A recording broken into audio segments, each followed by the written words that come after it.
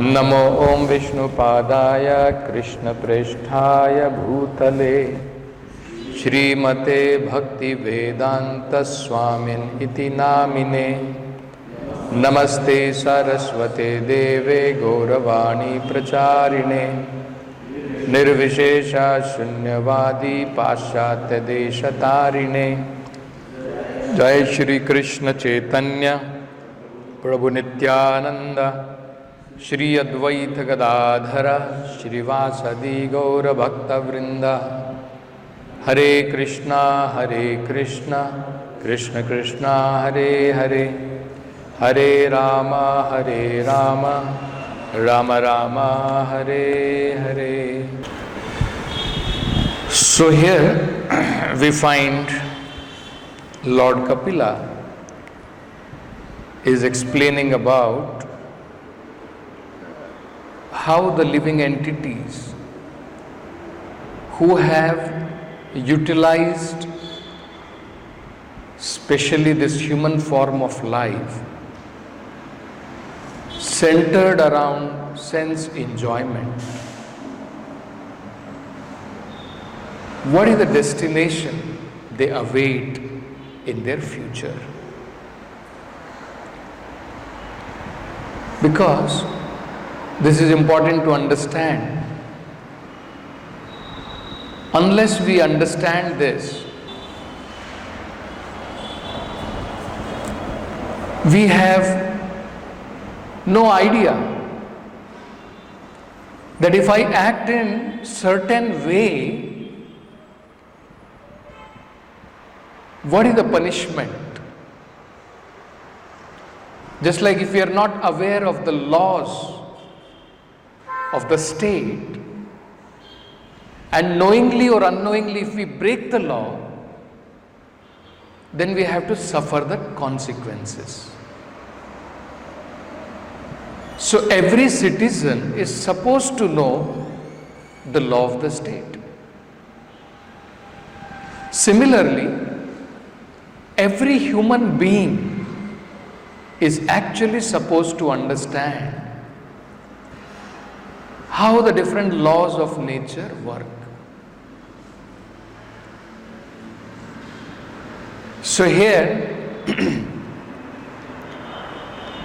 in the previous verse we saw that there are two types of transmigration of the soul after we leave this present body. One is, if we have passed our life in sense gratification, which according to the Vedic scripture is actually a sinful life, then as a result we go to the custody of Yamaraja. And if we have passed our life in devotional activities, then Prabhupada says, other is to go to the higher planet up to the Vaikuntha. So there are pious activities. If somebody performs avoiding the sinful activities, then he does not have to suffer, then he does not have to be under the custody of Yamaraj. He can go and enjoy in the higher planets comfortable life, longer life, material happiness, temporary material happiness. And if one has completely become Krishna conscious, then after leaving this body, he goes back to Vaikuntha, he goes back to the spiritual world. So, here in this verse, the second type When the living entity has passed his life in sense enjoyment,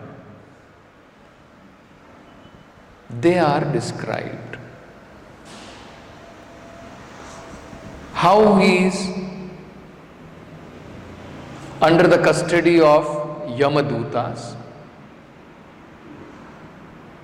and how he is carried to Yamaloka to undergo severe punishments for his sinful activities. That is being described. So here, as you can see, Yatana Deha Avritya, his subtle body, here the Deha, there are two types of Deha. One is this external body and another is the subtle body, gross body and the subtle body. So the subtle body, it is made up of Man, Buddhi and Ahankar. Mind, intelligence and ego. That is the subtle body. The subtle body is responsible for carrying the living entity to varieties of gross body. So our subtle body is very important.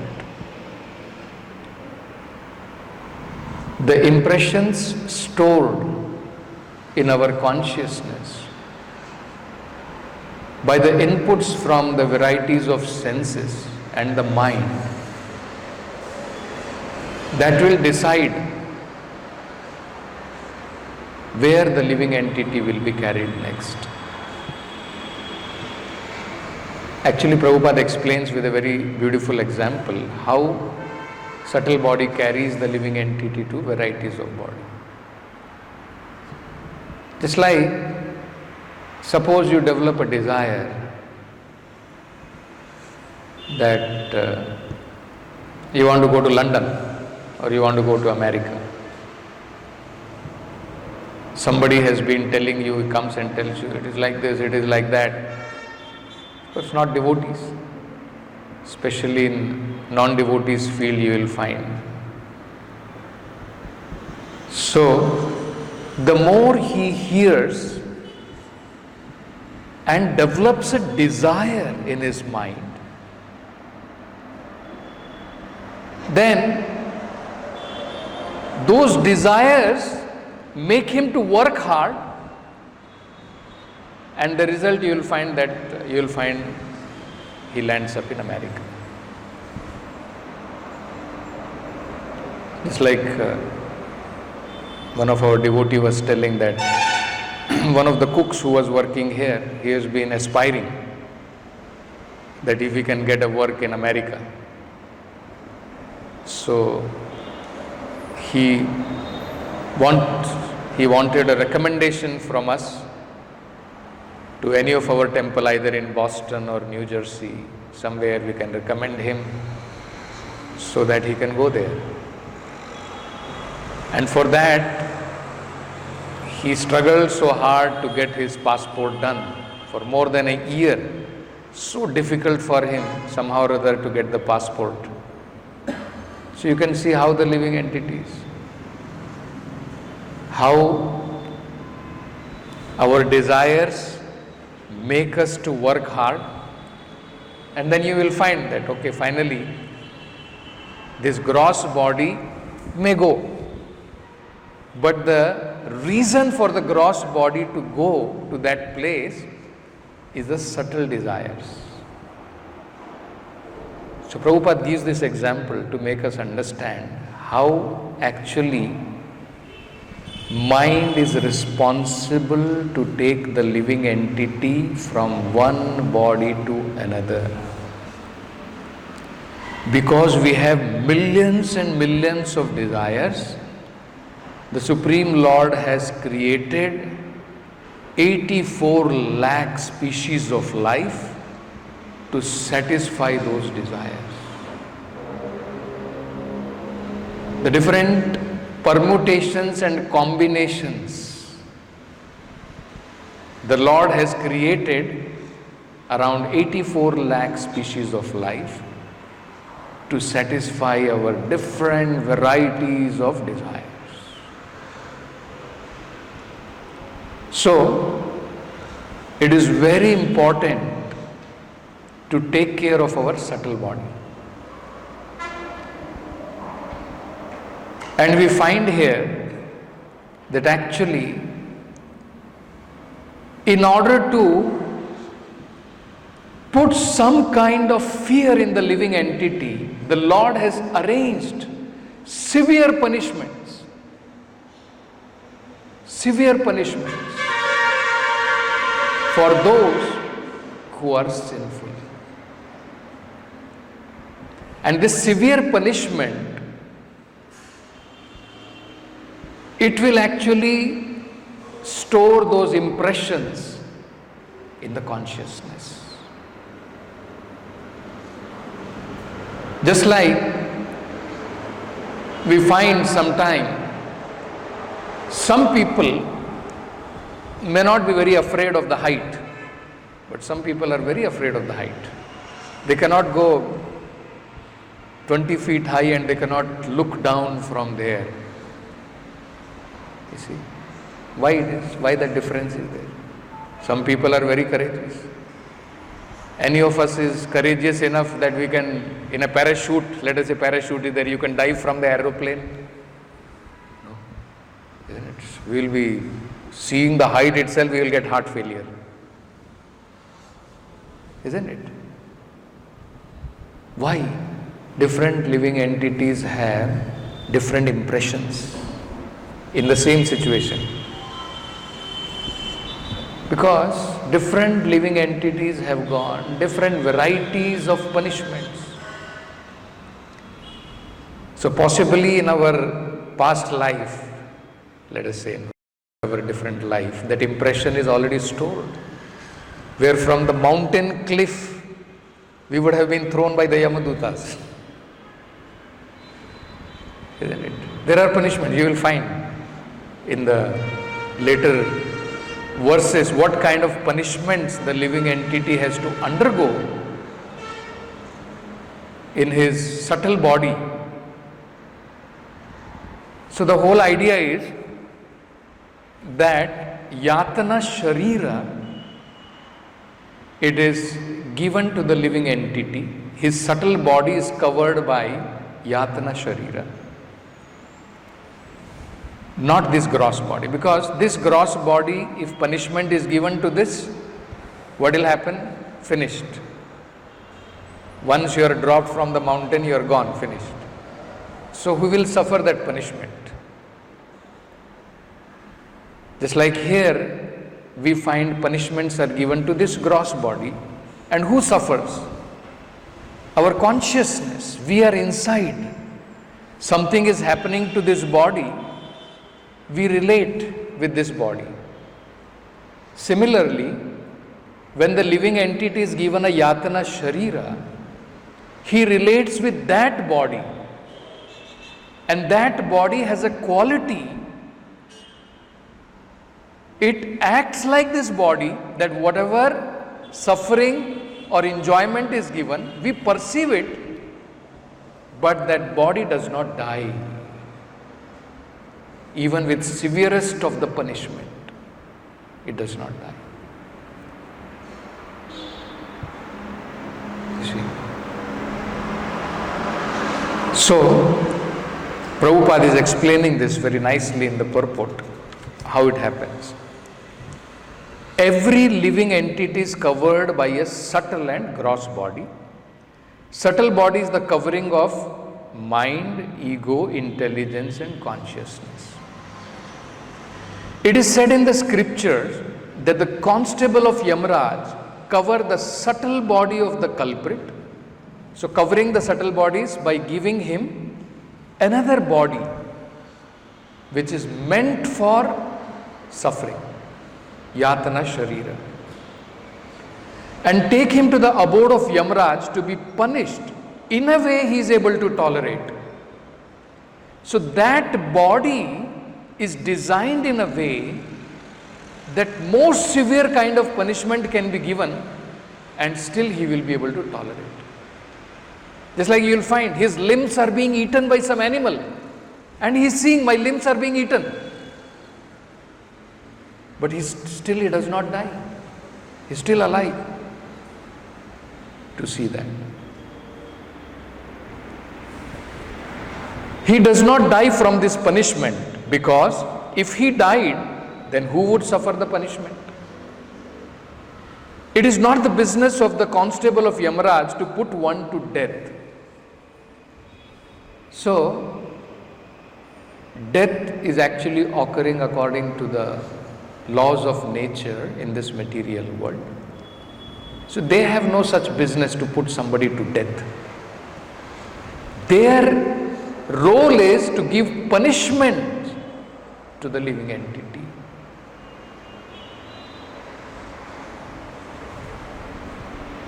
In fact, it is not possible to kill a living entity because factually he is eternal. He simply has to suffer the consequences of his activities of sense gratification. So actually it is important for us to understand that if we spend our life centered around sense enjoyment, the result will be that we will be under the custody of Yamadutas. You know, in Bhagavatam, there is a very nice verse when the Yamadutas were bewildered. When Vishnu Dutas arrived, when Ajamila was supposed to be under the custody of Yamadutas. So there was a confusion. So we know that at the point of his death, according to what all different kinds of sinful activities he had performed, so it was very obvious that he will be under the custody of Yamadutas.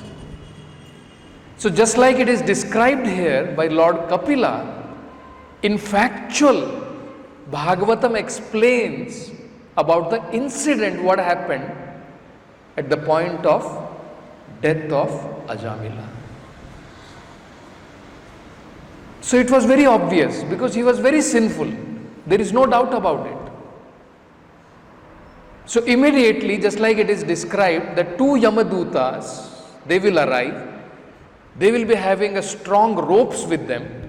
They will cover that body, that subtle body with Yatana Sharira and pull it out of this body forcefully and drag him to the abode of Yamaraj. And on the way he has to suffer long distance, very long distance. So they had come ready for that. But then, because Ajamila somehow or other at the point of his death chanted the holy name of the Lord, immediately the Lord sent his Vishnu Dutas. And then there is a confrontation. Yamadutas are claiming that why are you here? He is under our custody. And they said that you are supposed to be the knower of dharma. But do you know what is dharma? You can go and ask Yamaraj. So these two Yamadutas were very bewildered. First time they are facing this kind of situation where the most sinful person, he is not being given under their custody. So they go back to Yamaraj. And Yamaraj tells them that this time you have gone, next time you should not. And he says, bring to me those people who have never uttered the holy name of the Lord. Bring to me those people whose head has never bowed down before the deities of the Lord. don't bring devotees of the Lord. You cannot go near them. You have no authority. So very nice, you will find in Bhagavatam that conversation is explained, where Yamaraja is explaining whom you should bring and whom they should not even go near. So anyone who has somehow or other performed devotional service, somehow or other, if they have performed devotional service knowingly or unknowingly, immediately they are out of custody of Yamaraja.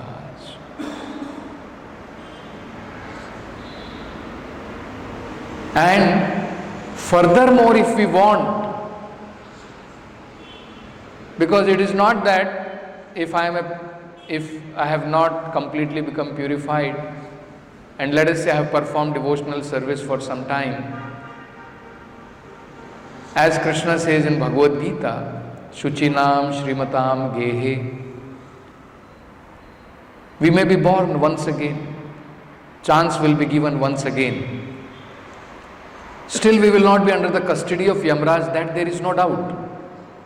Anyone who has performed devotional service cannot be under the custody of Yamaraj. But there is no guarantee that Vishnu Duta will appear to take us.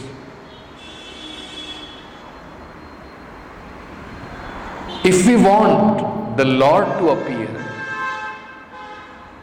then we have to become completely Krishna conscious. So as Prabhupada was saying, there is a possibility to avoid Yamadutas two ways. You can avoid Yamaduta by being very pious or practicing Krishna consciousness for some time, and then we may have done so many things in this material world. Still devotional service is so powerful. Krishna explains he is saved from the greatest danger, because you will be again given a chance, once again. Maybe born in the family of aristocratic family or Brahmanical family, where again you can pick up devotional service and again you can go back to Godhead. The chance is once again given. So, by doing pious activities also we can avoid the severe punishments of the Yamadutas. But there is no guarantee that the Lord will appear or his Vishnu Dutas will appear and we will be able to go back to Godhead. For that to happen, Krishna explains in Bhagavad Gita, in the 12th chapter, Krishna says, I personally deliver my devotees. So that is very beautiful, where Krishna is saying in the 12th chapter,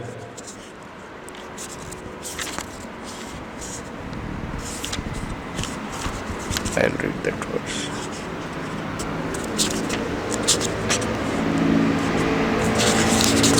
Okay. So first Krishna had described about those who are worshipping impersonal Brahman. For them, advancement in spiritual life is very difficult. Those whose mind is attached to impersonal, for them, even though they are on the spiritual path, for them advancement is very difficult. Next, Krishna explains about devotional service. So he says, what should one do? Yetu sarvani karmani mai sanyasya. Anyone who gives up all his activities unto me. My sannyasa means sacrifices all his activities unto me. Mat paraha, and completely focused on the Supreme Lord. Mat paraha. Anannayena iva yogena, without diversion to any other path. Mam dhyayanta upasate, one who meditates on me, thinks of me and worships me. So for them Krishna says, Tesham aham samudharta mrityu samsara sagarat. For such a person, Krishna is telling, aham, I become the swift deliverer. So Krishna is personally saying, I will deliver my devotees. That's why you would have seen in one of the paintings done by devotees, I think that is there in Beyond Birth and Death. Is it? That beautiful painting where the devotees, in the Bhavasagara, and he is surrendering to the Lord, and the Lord personally sitting on his Garuda, he is giving his hand to pull out the devotee from this material world. This is how it is depicted. The Lord is saying, Tesham aham samudharta. This is Mrityu Samsara Sagarat. We are all in Mrityu Samsara Sagar, isn't it? And Krishna is saying, I become his swift deliverer. And Krishna is further saying, why Prabhupada is using that word swift deliverer is Bhavami na chirat partha. Chirat means time. It will not be very long. Doesn't have to wait for very long. Doesn't have to wait for many lifetime. Devotional service is so potent that if we perform as Krishna is saying, all your activities dedicate to the Supreme Lord, make Krishna the center, mat paraha, and without any diversion to any other path, anannayeni vayogena, and completely think of Krishna and worship the Lord. With this, it is possible. And finally, Krishna also says, Maya aveshtita chetasam. Our chetasa, our heart, imbued with Krishna consciousness, imbued with his thoughts. So then Krishna becomes our swift deliverer. So Krishna is saying here, you can see it. For one who worships me, giving up all his activities unto me, being devoted to me without deviation, engaged in devotional service, always meditating upon me, who has fixed his mind upon me, matparaha, mam dhyayanto. O son of Pratha, for him I am the swift deliverer from the ocean of birth and death. So, this is what Prabhupada has explained in the previous words, that there are two ways the living entity can leave this body, and either he can meet Yamadutas or he can avoid Yamadutas, and at the same time one can be delivered personally by the Supreme Lord or his Vishnudutas, his representative. And that path is being explained. So, actually if you see, Srila Prabhupada has inculcated all these qualifications what Krishna is expecting from us, that if we want Krishna to be our deliverer, so Krishna is expecting certain qualification from us. So in this organization which Srila Prabhupada has built, we can see that all these are without our separate endeavor, we can achieve all these qualifications. None of us are working for someone else. Krishna is saying, Yetu sarvani karmani mai sanyasya. Outside, if you see, people have to work. They are working for their family. They are working for their company. They have to satisfy their boss. Isn't it? So, people have different ideas and center for working. In Krishna consciousness, whatever we are doing, Prabhupada has made it in such a way that all our work we are actually dedicating to Krishna. At least grossly we are doing. Subtly, still we have to make improvements, and even the credits we should be able to give to Krishna. Otherwise, sometimes credit we take. I did hard work. That is how temple has come up. 20 years I have slogged. Isn't it? And that is how this temple has come up. We don't recognize that actually we are simply instruments. Nimitta matra bhava savya sachi. So grossly, no doubt, whatever you are collecting, you are giving to Krishna.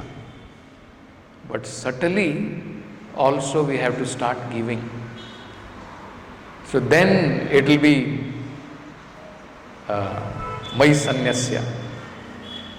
Yetu sarvani karmani, because there are varieties of fruits, results which come out from your activity. Everything should be given to Krishna. Gross results are also coming out from Krishna, and then subtle results are also coming out. So subtle result will come out, let us say you become very famous. Possibility is there, you become very famous. Let us say you are a very good orator, and people come everywhere you go, Prabhu, your classes are so nice, very nice, I feel. Isn't it? And if you start taking credit for all that, then actually we are not giving our results to Krishna. Isn't it? Grossly, yes, I am doing it for Krishna. But subtly, we are trying to enjoy those results. So, when we understand that both grossly and subtly, whatever activities I am doing, it should be done for Krishna. Credit should be given to Krishna. Then actually we become advanced in our spiritual life. That is how the pure devotee of the Lord, he is not affected when he is praised or when he is disrespected. He is not affected. Why does Krishna say, Tulya ninda stitau? Correct? Whether it is ninda or whether it is yasha, he is not affected. He is equal in all. So, that is the meaning of giving everything to Krishna. So, this organization which Srila Prabhupada has built, we can cultivate this. At least grossly we are giving everything to Krishna. And then, mat paraha, everything centered around Krishna, being attached to Krishna. Just like we find in Bhagavatam, Vasudeva para. Everything, Vasudeva para makha, Vasudeva para yagna, Vasudeva para tapaha. Tapa should be done centered around Krishna, satisfaction of Krishna. Dana should be given for satisfaction of Krishna. So that is the meaning of Mat Para or Vasudeva Para. So here in Krishna consciousness, that is our whole understanding, that everything should be done for the satisfaction of the Supreme Lord. Work should be done for Him, isn't it? All our activities, whatever we are doing, it should be centered for the Supreme Lord. And in Krishna consciousness, Anannayen Eva Yogena, by the mercy of Srila Prabhupada, He has given us direct process of devotional service. And Chaitanya Mahaprabhu has given the highest mode of worshipping the Supreme Lord without being diverted to anything else. Just like the gopis, completely focused on the Supreme Lord. So Chaitanya Mahaprabhu has given us the topmost process of devotional service without mixing of jnana, karma or yoga, anything. Completely pure devotional service. So Mam dhyayanto upasataha and Maya veshita chetasam.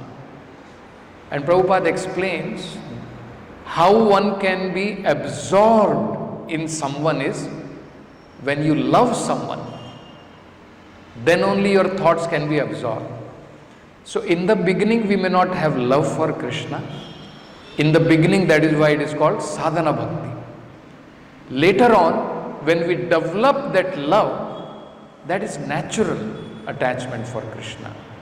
So this process of sadhana bhakti which Prabhupada has given will awaken our natural love. It will awaken that natural love for Krishna. Then our consciousness will be absorbed in the thoughts of Krishna. Otherwise it is not possible. So we'll stop with this. Granth Raj Srimad Bhagavatam ki jai, Jagat Guru Srila Prabhupada ki jai.